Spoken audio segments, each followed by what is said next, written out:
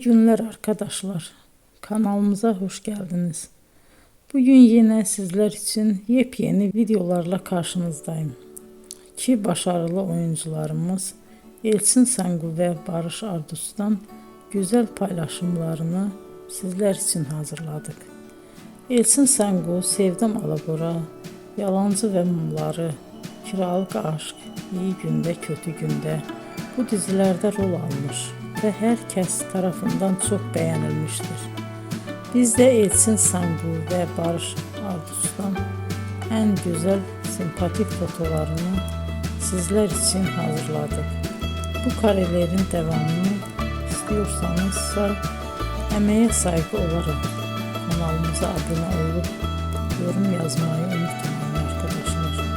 Teşekkür ederim.